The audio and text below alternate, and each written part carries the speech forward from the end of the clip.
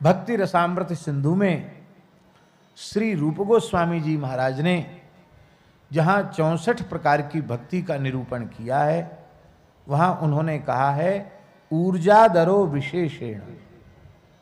प्रत्येक वैष्णव का धर्म है कि वह कार्तिक मास का विशेष आदर करे। सामान्य दिनों में जितना भजन साधन नियम करता हो, कार्तिक में उसे चौगुना कर देना चाहिए। चौगुना न कर सके तो कम से कम दुगुना तो जरूर करना चाहिए, ऐसा शास्त्रों में लिखा है। कार्तिक में दीपदान की भी बड़ी महिमा है। वैसे दीपदान 12 मास किया जाए उसकी बड़ी महिमा है, पर कार्तिक में दीपदान की विशेष महिमा है। इसलिए हमारे सनातन धर्म के ऋषि महर्षियों ने ऐसी परंपरा बना दी कि भले ही महीना भर कोई दीपदान न करे, पर दिवाली को तो दिया सब जलावेंगे, तो कम से कम इस महीना में एक दिन तो दीपदान हो जाए। कौन ऐसा होगा जो दीपावली को दीपक प्रज्वलित न करता हो? पर है पूरे महीने की विधि। और दीपक विशुद्ध वेद लक्षणा भारतीय देसी गाय के घृत से दीपक प्रज्वलित किया जाए तभी दीपदान की महिमा है। ऐसा घी उपलब्ध न हो प्रामाणिक रूप से तो शुद्ध तिल के तैल आदि से ही दीपदान करना चाहिए, घी से नहीं। घी से तभी करे जब प्रामाणिक रूप से यह ज्ञात हो कि यह विशुद्धतम वेद लक्षणा भारतीय देसी गाय का ही घृत है।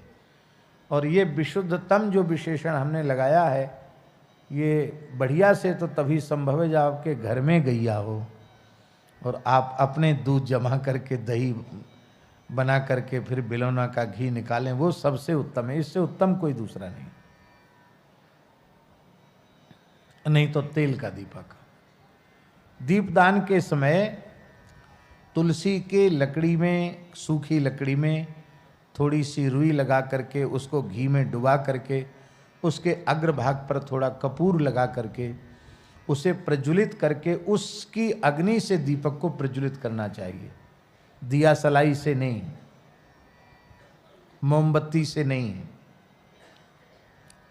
पुराण में लिखा है बाबा कि कार्तिक मास में एक बार श्रद्धा पूर्वक तुलसी के सूखे काष्ठ से भगवान के निमित्त दीपदान करता है तो उसे 60 करोड़ वर्ष तक भगवान के नित्य धाम में सेवा प्राप्त होती है। भगवान के श्रीअंग की सेवा कितने वर्षों तक?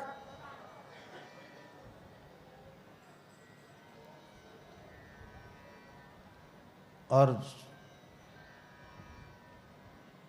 जो बिना गिनती के दिया पे दिया प्रज्वलित करते हैं उनका तो, इसलिए हम बोलते हैं कि जो वैष्णव हो जाते हैं ना, उनका खाता चित्रगुप्त फाड़ के फेंक देते। कहाँ तक कलम घिसें?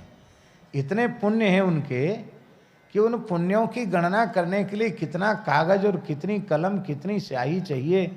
इसलिए कहते भैया अब तो ये भगवदीय जीव हो गया, अब इसके कोरे कागज पड़े हुए हैं, उस पर तो जय श्री कृष्ण लिखो, श्री कृष्णा शरणम लिखो, अब इसका तो सब खाता समाप्त है। वैष्णव के पुण्य की सीमा नहीं है और दीपदान करके उसका पुण्य अपने पास नहीं रखता। अनेन दीपदानाख्य कर्मणा श्री कृष्ण चंद्र प्रियताम नमम श्री कृष्णार्पणमस्तु श्री रामार्पणमस्तु, भगवान को अर्पित कर देता है। एक रानी थी बाबा, पुराणों में, स्कंद पुराण में कथा आती थी। सूर्यवंश की रानी थी, चक्रवर्ती सम्राट साम्राज्ञी थी वो। तो वो हमेशा दीपदान करती, बड़ा उसको प्रेम दीपदान में। नदी के सरयू जी के किनारे दीपदान, पीपल के नीचे दीपदान, तुलसी के नीचे दीपदान, बट के नीचे दीपदान, चौराहे पर दीपदान, आकाश दीपदान, ब्राह्मणों के यहाँ दीपदान, गौशाला में दीपदान। गौशाला में दीपक रखने की बड़ी महिमा है। तो एक बार विभांडक ऋषि आए और उन्होंने पूछा कि महारानी आपकी दीपदान रूपी कर्म में इतनी श्रद्धा क्यों है? उसने कहा महाराज अब तक किसी ने पूछा नहीं और ऋषियों से ब्राह्मणों से छिपाव दोराव रखना नहीं चाहिए, कपट नहीं करना चाहिए। इसलिए मैं बता रही हूँ, मैं पूर्व जन्म में चूहिया थी।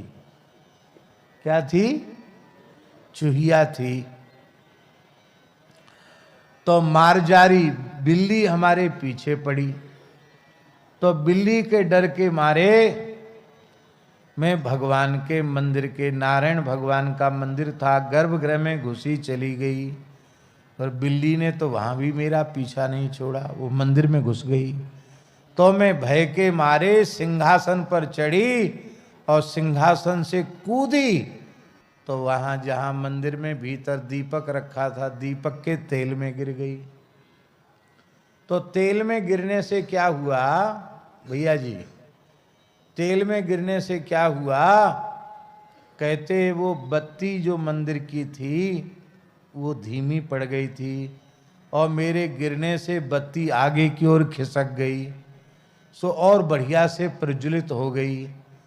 उस गरम तेल में गिरने से मेरे तो प्राण चले गए,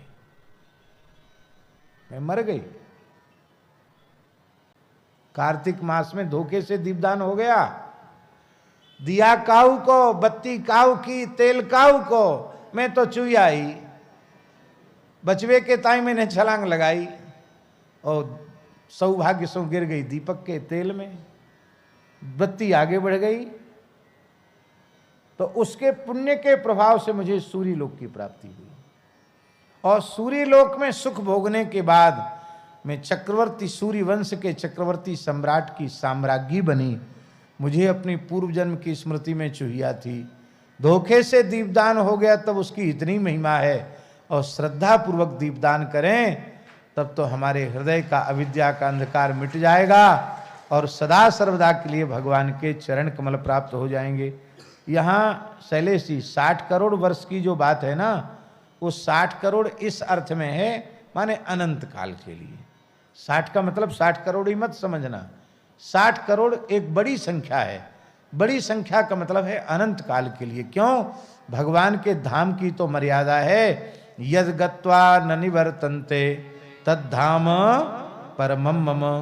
पर कुछ न कुछ तो कहना पड़ेगा, इसलिए 60 करोड़ की एक सीमा बता दी कि एक बार दीपदान कार्तिक में कर ले तो 60 करोड़ वर्ष तक की, और भगवान की नित्य धाम में नित्य सन्निधि और भगवान का नित्य कैंकर्य प्राप्त होता है।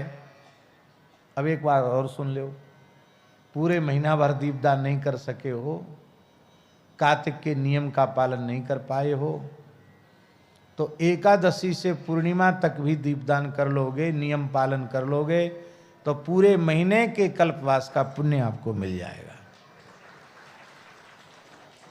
पर पुण्य अपने पास रखना नहीं, चोर डकैत पीछे लगे हुए हैं।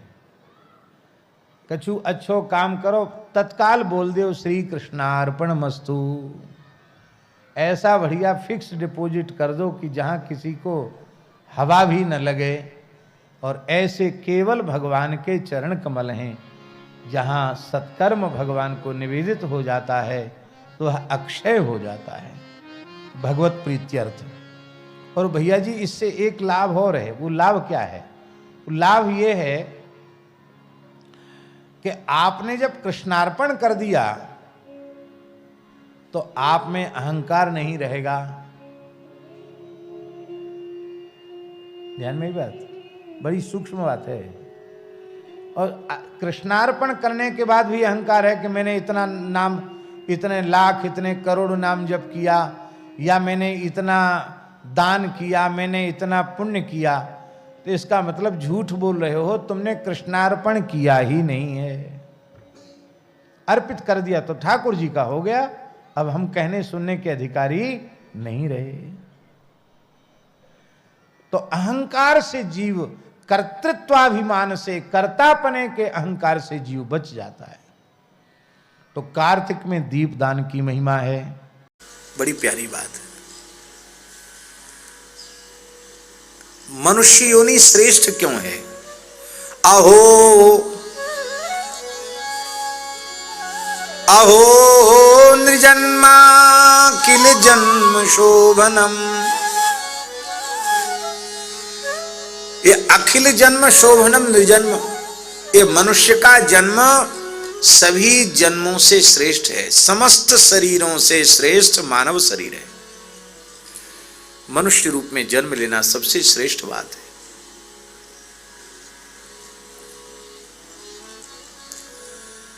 चौरासी लाख योनियों को भोगने में कितना समय लगता है? हमने महापुरुषों से, गुरुजनों से सुना है 84 लाख योनियों को भोगने में 4 करोड़ वर्ष से अधिक का समय लगता है। कितना? 4 करोड़ वर्ष से अधिक का समय 84 लाख योनियों को भोगने में लगता है। और इसके बाद कबहूक करी करुणा नर देहि, देत ईश बिनु हेतु सनेही, कबहूक करे करुणा नर देहि, देत ईश बिनु हेतु सनेही, साधन धाम मोक्ष कर द्वारा, पाए न जई परलोक संवारा, साधन धाम मोक्ष कर द्वारा, पाई न जेहि परलोक संवारा, सो परत्र दुख पावई, सिर धुन धुन पछिताए, कालहि कर्महि ईश्वरहि, मिथ्या दोष लगाए। बहुत ध्यान से सुने, रहुगण कह रहे हैं कि आज हमें मनुष्य जन्म की महिमा समझ में आई। अब तक हम मनुष्य थे, मनुष्यों में भी राजा थे, शास्त्रों के पंडित थे, शूरवीर थे, लेकिन अब तक हमें मनुष्य जन्म की महिमा समझ में नहीं आई थी। भैया, मनुष्य जन्म की महिमा तो सत्संग से समझ में आती है। जब तक साधु समागम नहीं होता है, संतों का चरणाश्रय नहीं मिलता, तब तक हमें यह भी पता नहीं चलता कि हम मनुष्य हैं। आज हमें समझ में आया मनुष्य जन्म की कितनी महिमा है। किम जन्मभिस्त्वपरैरप्यमुस्मिन् अपरैः, यद्यपि इस मनुष्य देह से देवताओं के देह बहुत उत्कृष्ट हैं, पुण्यमय देह हैं, आयु भी उनकी बड़ी है, सामर्थ्य भी उनमें बहुत है, लेकिन इसके बाद भी देवताओं से भी श्रेष्ठ ये मनुष्य का शरीर है। क्यों? बोले देवता भी अपने देह से मुक्त नहीं हो सकते, मुक्त होने के लिए उन्हें मनुष्य बनना ही पड़ेगा। अब देखो, नारद जी ने श्राप दिया, कुबेर के पुत्र नलकुबर मणिग्रीव वृक्ष है गए यमलार्जुन, और भगवान की प्रार्थना करके कहां गए? गोलोक गए, वैकुंठ गए, साकेत गए? कहीं नहीं गए। कहां गए? फिर से यक्ष लोक चले गए, अलकापुरी चले गए, नलकुबर मणिग्रीव के रूप में परिवर्तित हो गए। भैया, भगवान के दर्शन हो जाए तो भी मुक्त नहीं होगे। मुक्त होने के लिए तो मनुष्य जन्म प्राप्त करके साधन करना पड़ेगा। जीव का कल्याण मानव शरीर से संभव है। और महाराज जी, संतों की कृपा ऐसी है कि संत कृपा करें तो पशु पक्षी योनि में पड़े हुए जीव का भी कल्याण हो जाए। और संत कृपा न हो तो देव दुर्लभ मानव शरीर भी व्यर्थ हो जाता है, मानव जन्म भी व्यर्थ हो जाता है। न यदृषिकेश यशकृतात्मनाम महात्मनाम बप्रचुर समागमः। कहते हैं ये मानव जन्म की श्रेष्ठता हमें इसलिए समझ में आई कि देवताओं को भी आप जैसे ऋषिकेश यशकृतात्मनाम, भगवान ऋषिकेश के पवित्र यश से जिनका अंतःकरण अत्यंत निर्मल हो रहा है, ऐसे महात्माओं के सत्संग का सौभाग्य देवताओं को भी दुर्लभ है। और ये देव दुर्लभ सौभाग्य आज हमें प्राप्त हो रहा। भैया हम लोग बैठकर जो सत्संग कर रहे हैं ये विशुद्ध सत्संग है। ये सत्संग को देख करके देवता भी ईर्ष्या कर रहे होंगे कि हम भी गिरिराज जी में रहते होते, ब्रजवासी होते, तो हम चंद्र सरोवर में सूर्यश्याम गोष्ठ में बैठ के कथा सुनते होते। उनका सौभाग्य नहीं है, वे प्रत्यक्ष आकर बैठ सकें। धन्य है, हम लोग कितने भाग्यशाली हैं। और कहते हैं नहि अद्भुतम त्वच्चरणाब्जरेणुभिर हतांहसो भक्तिरजोक्षजे मला मौहूर्तिकाद्यस्य समागमाच्च मे दुस्तर्क मूलोपहतो विवेकः। नमो महद्भ्योस्तु नमः शिशुभ्यो नमो युवभ्यो नमः आवटुभ्यः। ये ब्राह्मणा गामवधूत लिंगाश्चरन्ति देव्यः शिवमस्तु राज्ञाम्। कहते हैं कि भगवान